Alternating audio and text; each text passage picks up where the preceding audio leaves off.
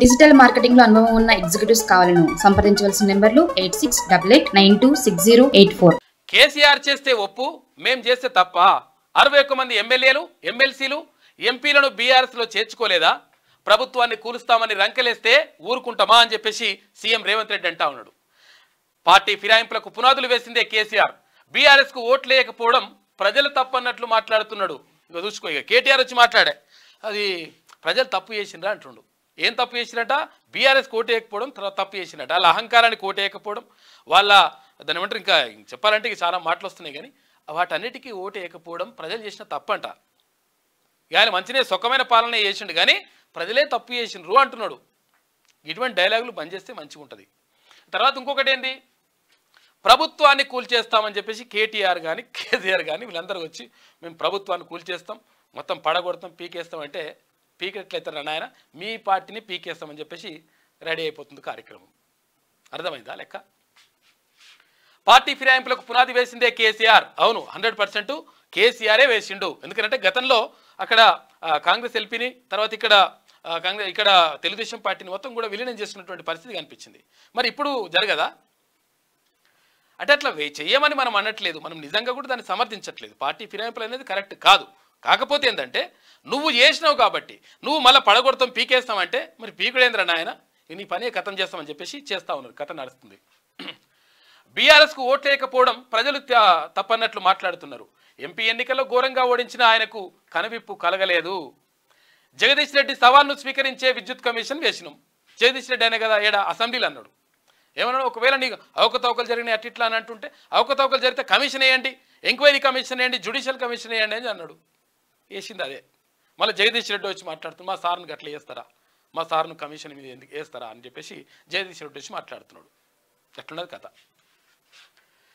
ఇక వివరణ ఇవ్వాలని అడిగినందుకు కమిషన్నే తప్పుపడతారా? సత్యహరిశ్చంద్రులే అయితే నిజాయితీ నిరూపించుకోవచ్చు కదా, నిజంగా నువ్వు సుఖమైనవి అయితే మాట్లాడొచ్చు కదా వచ్చి అని అంటున్నాడు ముఖ్యమంత్రి. ఇక రాష్ట్రానికి నిధుల కోసం ప్రధానమంత్రిని కలుస్తాం, పాలనలో జీవన్ రెడ్డి అనుభవాన్ని వాడుకుంటాం, కేబినెట్ విస్తరణపై ఎలాంటి చర్చ జరగలేదు, పీసీసీ కొత్త చీఫ్పై ఖర్గేతో మాట్లాడినట్లు వెల్లడి అని చెప్పేసి ఒక వార్త కనిపిస్తా ఉంది. మొత్తం మీద కేసీఆర్ చేస్తే ఒప్పెట్లయితుంది, మేము చేస్తే తప్పెట్లయితుంది అని చెప్పేసి ముఖ్యమంత్రి అంటా ఉన్నాడు. పార్టీ ఫిరాయింపుల వ్యవహారంలో 100 ఎలుకలు తిన్న పిల్లి తీర్థయాత్రలకు పోయిందన్నట్లు కేసీఆర్ తీరు ఉందని, ఆ విషయంలో ఆయనకు సిగ్గుతో పాటు మతి కూడా తప్పిందని సీఎం రేవంత్ రెడ్డి అన్నారు. పార్టీ ఫిరాయింపులకు పునాదులు వేసింది కేసీఆర్ కాదా?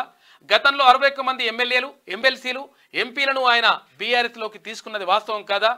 చేసిన తప్పులను క్షమించాలని తొలుత అమరవీరుల స్తూపం దగ్గర కేసీఆర్ ముక్కు 3 ఇంచులు అరిగేదాకా నీళ్ళకి రాలంట. 3 ఇంచులు ఉంటాయి. ముఖ్యమంత్రి గారు కూడా ఇట్లా చేస్తారు కథ. 3 ఇంచులు ముక్కు అరిగేదాకా రాస్తే ఉంటుందా అది? ముక్కు 3 ఇంచులు అరిగేదాకా నీళ్ళకి రాయాలన్నట అని వ్యాఖ్యానించారు. 100 రోజులు కూడా కాంగ్రెస్ ప్రభుత్వం మనుగడ సాగించదంటూ కేసీఆర్, కేటీఆర్, హరీష్ రావు అన్నారని, వాస్తవం అన్నారు వాళ్ళు. దానికి బీజేపీ వంత పాడిందని మండిపడ్డారని చెప్పేసి ముఖ్యమంత్రి మాట్లాడినటువంటి మాటలు చూసుకోవచ్చు ఇక్కడ. 100%. ఎందుకంటే పార్టీ మొత్తం కూలిపోతుంది, ప్రభుత్వం కూలిపోతుంది, పేలిపోతుంది అట్లా అని చెప్పేసి డైలాగులు కొట్టిండ్రు. కూలిపోడు పేలిపోడు ఏంద్రబాయ్, నిన్నే కథం చేసి పడేస్తాను, నీ పార్టీనే కథం చేసి పడేస్తే అయిపోతుంది అని చెప్పేసి గుంజుతా ఉన్నారు. లెక్క గుంజుతా ఉన్నారు కదా, వాళ్ళే వస్తా అంటున్నారు. టచ్లో ఉన్నారు, మనతో కూడా టచ్లో ఉన్నారు కొంతమంది. కక్ష సాధింపులు ఉండవు, రాష్ట్ర అభివృద్ధే నా లక్ష్యం అని చెప్పేసి సీఎం రేవంత్ రెడ్డి అంటా ఉన్నాడు. అహంకారం వల్లే కేసీఆర్ ఓడిపోయిండు, హరీష్ ట్రాప్లో పడకుండా ఆయన అసెంబ్లీకి రావాలి. డ్రగ్ చెకింగ్ కోసం సిగ్నల్ వద్ద పోలీస్ డాగ్స్ ఏర్పాటు చేస్తున్నారు.